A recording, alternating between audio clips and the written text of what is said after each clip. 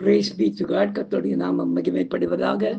எங்களை அதிகமாய் நேசிக்கிற எங்களை பரம தகப்பனே, இந்த கிருபையான கர்த்தாவே, காலை வேளைக்காய் மக்கள் நாங்கள் நன்றி செலுத்துகிறோம். இந்த காலை வேளையிலும் உம்மை துதித்து பாடி ஆராதித்து இந்த நாளிலே நாங்கள் தியானிக்கும்படியாக கர்த்தர் எங்களுக்கு கொடுக்கிற வார்த்தைக்கு நேராக கடந்து போகவும், நீர் செய்த காரியத்தை இந்த நாளிலே ஒரு எச்சரிப்பின் சப்தமாய் சாட்சியாய் கொடுக்க கர்த்தர் உதவி செய்யும்படியாய் ஜெபிக்கிறோம் ஐயா. இயேசுவின் நாமத்தில் ஜெபிக்கிறோம் எங்கள் ஜீவனோட நல்ல பிதாவே. ஆமேன், ஆமேன், ஆமேன், ஆமேன். பாவ மன்னிப்பின் நிச்சயத்தை பெற்றுக்கொள்ள வேண்டும். பரலோகத்தில் ஓரிடம் நீ பெற வேண்டும். பாவ மன்னிப்பின் நிச்சயத்தை பெற்றுக்கொள்ள வேண்டும். பரலோகத்தில் ஓரிடம் நீ பெற வேண்டும். இயேசு தருகிறார், இன்று தருகிறார். இயேசு தருகிறார், இன்று தருகிறார். அதற்காகத்தான் சிலுவையிலே ரத்தம் சிந்தி விட்டார். அதற்காகத்தான் சிலுவையிலே ரத்தம் சிந்தி விட்டார். பாவ மன்னிப்பின் நிச்சயத்தை பெற்றுக்கொள்ள வேண்டும். பரலோகத்தில் ஓரிடம் நீ பெற வேண்டும். முதலாய் தேவனுக்கு உகந்ததை தேடு. முதலாய் தேவனுக்கு உகந்ததை தேடு. பின்பு எல்லாமே உனக்கு அவர் சேர்த்து தந்திடுவார். பின்பு எல்லாமே உனக்கு அவர் சேர்த்து தந்திடுவார். பாவ மன்னிப்பின் நிச்சயத்தை பெற்றுக்கொள்ள வேண்டும். பரலோகத்தில் ஓரிடம் நீ பெற வேண்டும். இயேசு தருகிறார், இன்று தருகிறார். இயேசு தருகிறார், இன்று தருகிறார். அதற்காகத்தான் சிலுவையிலே ரத்தம் சிந்தி விட்டார். அதற்காகத்தான் சிலுவையிலே ரத்தம் சிந்தி விட்டார். எனக்கு அருமையானவர்களே, இந்த நாளிலே நாம் தியானிக்கும்படியாக கர்த்தர் நமக்கு கொடுக்கிற வார்த்தைக்கு நேராக கடந்து போகும் பெரியமார்களே, ஒரு எச்சரிப்பின் சப்தத்தை இன்றைக்கு கொடுக்கிறதற்காய் கர்த்தருக்கு நான் நன்றி செலுத்துகிறேன். அப்போஸ்தலனாகிய பவுல் கொரிந்தியருக்கு எழுதிய நிருபம் 1 கொரிந்தியர் 7ஆம் அதிகாரம் 23ஆம் வசனத்தை நாம் வாசிக்க கேட்போம்.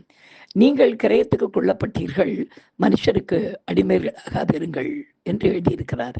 பிரியமானவர்களே, தம்முடைய பரிசுத்த ரத்தத்தை நமக்காக சிந்தி பாவ பரிகார பலியாக தம்மை தாமே ஒப்பு கொடுத்த கர்த்தராகிய இயேசு கிறிஸ்து தம்மை பலியாக நமக்காக தந்தபோது நம்மை எல்லா விதமான அடிமைத்தனங்களிலிருந்தும் மீட்டார் என்பதை நாம் விசுவாசித்து மனம் திரும்பி ரட்சிக்கப்பட்டிருக்கிறோம். அப்படிதானே? அப்படி இருக்கும் பொழுது நாசியிலே சுவாசம் உள்ள, அதாவது நம்ப தகுதியற்ற மனுஷர்களுக்கும் அவர்களுடைய விருப்பங்களுக்கும் நாம் மறுபடியும் அடிமைகளாகி கர்த்தரை துக்கப்படுத்துவதும் மற்றவர்களுக்கு இடரலாக வாழ்வதும் நல்லதோ? சற்று யோசித்து பாருங்கள்.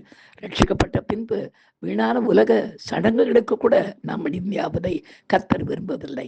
இதை ஊர்ஜிதப்படுத்தும்படியாக இன்றைக்கு நாம் வாசித்த இந்த வசனத்துக்கு ஏற்ற வண்ணமாய் நடந்த ஒரு எச்சரிப்பின் சப்தத்தை இந்த நாளிலே அந்த சம்பவத்தை சாட்சியாக கேட்போமா? கர்த்ததாமே இந்த சாட்சியின் மூலமாய் மகிமைப்படுவாராக.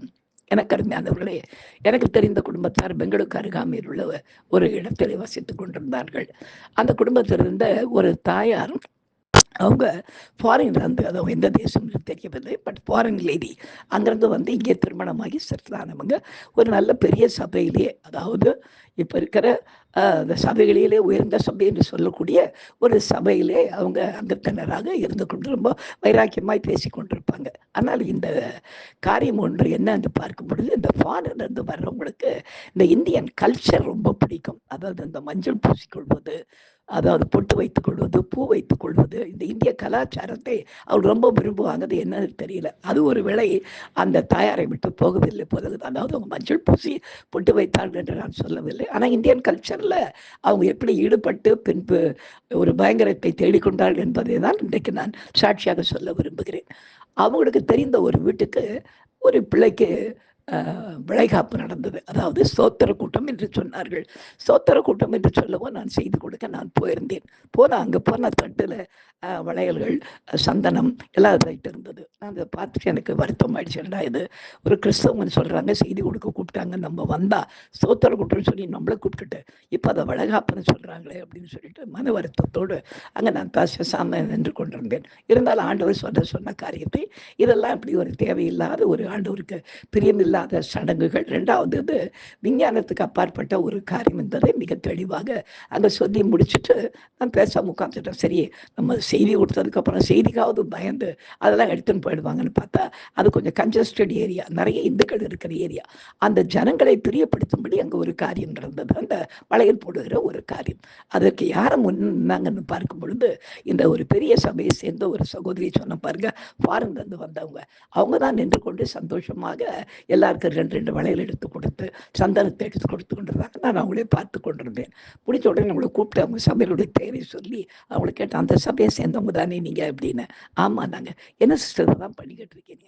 இல்லை பாஸ், இதெல்லாம் ஒரு தமாஷா அப்படின்னாங்க. தமாஷா? பைபிளில் போட்டிருக்கேன்னு ஒரு சமயம் தெரியாதா அவங்களுக்கு? நாம் அடிமைகள் ஆகக்கூடாதுன்னு சொல்லிட்டு போட்டிருக்கிறது பழைய பாரம்பரிய சடங்குகளுக்குன்னு. அவங்க ஒரு மாதிரி என்னை பார்த்து ஒரு மாதிரி சிரிச்சுட்டு அவங்க போயிட்டாங்க. போய் ஒரு 2 மாதத்துக்கு பிற்பாடு எனக்கு தங்களூர் பகுதியிலிருந்து ஒரு ஃபோன் கால் வந்தது. என்னன்னு பார்க்கும்போது அவங்க ரொம்ப சுகவீனமாய் பலவீனமாக இருக்கிறாங்க. யாரோ வந்து ஜெபிச்சுட்டு போகிறாங்க, ஆனால் எந்த விதமான ஒரு பலனும் இல்லை, படுக்கையிலே இருக்கிறாங்க அப்படின்னு சொல்லிட்டு. அப்போ நான் சொன்னேன், என்ன பண்ணணும் அப்படின்னு. இல்லை, அவங்க உங்களை வர சொல்கிறாங்க, ஆண்டவர் உங்கள் மூலமாக அவங்கள்ட்ட ஏதோ பேசுவாராம் அப்படின்னு அவங்க சொல்கிறாங்க அப்படின்னாங்க. இவ்வளோ வெளிப்பாடு உள்ள சகோதரியா அப்படின்னு சொல்லிட்டு, சரி நீங்கள் இருந்தால் நான் புறப்பட்டு அவங்க வீட்டுக்கு நான் போனேன். போய் ஜெபம் பண்ண ஆரம்பித்த உடனே கர்த்தர் இந்த நிகழ்ச்சி என் கண்கள் முன்பாக கொண்டு வந்து காண்பித்து கர்த்தர் சொன்னார், இது ஒரு பெரிய இடரலான ஒரு காரியமாக இருந்தது, ஒரு பெரிய போராட்டத்துக்கு பிற்பாடு தான் இந்த வளைகாப்பு நடந்தது.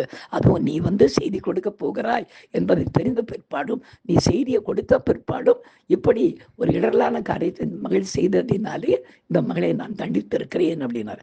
ஆண்டவர் தண்டித்திருக்கிறாருன்னா அந்த படுக்கிருந்தவங்க எழுந்திருப்பாங்க அப்படின்னு நினைச்சேன். ஆனால் கடைசியில் பார்க்கும்பொழுது ஒரு 2 மாதங்களுக்கு பிற்பாடு அந்த படுக்கையில் இருந்த வண்ணமாகவே அவங்க கர்த்தர்கிட்ட மன்னிப்பு கேட்டு கடைசியாக அவங்க நிறுத்தடைந்து விட்டார்கள். எனக்கு அருமையானவர்களே, இதை எதற்காக இதை சொல்லுகிறேன் என்றால், இது சாட்சியா பாஸ்டர்னு கேட்பீங்க. சாட்சி தான். ஏனென்றால் கர்த்தருடைய வார்த்தைகளுக்கு நாம் கீழ்ப்படியாவிட்டால், கீழ்ப்படிந்தால் எவ்வளோ நன்மைகள் நடக்கும் என்று சாட்சி கொடுக்கிறேன் நான். கீழ்ப்படியாவிட்டாலும் நாம் எச்சரிக்கும் போது அதை எப்படியாக கர்த்தர் ஒரு பயங்கரமான ஒரு காரியமாய் மாற்றுகிறார் என்பதும் சாட்சி தானே. எனவே இன்றைக்கு இந்த சாட்சியை கேட்கிற எனக்கு அருமையான மக்களை உங்களை பார்த்து ஒரு வார்த்தையை சொல்லுகிறேன். கர்த்தருடைய பிள்ளைகளாய் நாம் மாறி கர்த்தர் நமக்காக பலியாகி ரத்தம் சிந்தின பிற்பாடு கிரயத்துக்கு அந்த ரத்தத்தினாலே ஒரு கிரயத்தை அவர் கொடுத்து நம்ம மீட்டிருக்கும் போது பிற்பாடு ஒன்றுக்கும் உதவாத மனுஷர்களுடைய விருப்பங்களுக்கு நாம் அடிமைகளாக கூடாது.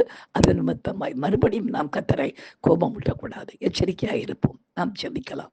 எங்களை அதிகமாய் நேசிக்கிற எங்கள் அன்பின் பரம தகப்பனே, இந்த கிருபையான வேலைக்காயும் நாங்கள் நன்றி செலுத்துகிறோம், மகிமைப்படுத்துகிறோம். ராஜா, நீர் ஒருவரே எங்களுக்கு நல்லவரும் வல்லவரும் மாத்திரமல்ல, எங்கள் ரட்சகராக இருக்கிறதற்காக உமக்கு நன்றி. உடைய ரத்தத்தை சிந்தி உடைய ஜீவனை தந்து எங்களுக்கு கர்த்தாவை ரட்சிப்பு அளித்த பிற்பாடு நாங்கள் உமக்கு மிஞ்சி மனுஷர்களை பிரியப்படுத்தி வாழாதபடி பயத்தோடு வாழ எங்களுக்கு உதவி செய்யுங்க. தொடர்ந்து எங்களை நடத்தும் பெரிய காரியங்களை செய்யுங்க. இயேசுவின் நாமத்தில் ஜெபிக்கிறோம் எங்கள் ஜீவனுள்ள நல்ல பிதாவே. ஆமென். ஹல்லேலூயா, ஹல்லேலூயா, ஹல்லேலூயா. God bless you. Thank you.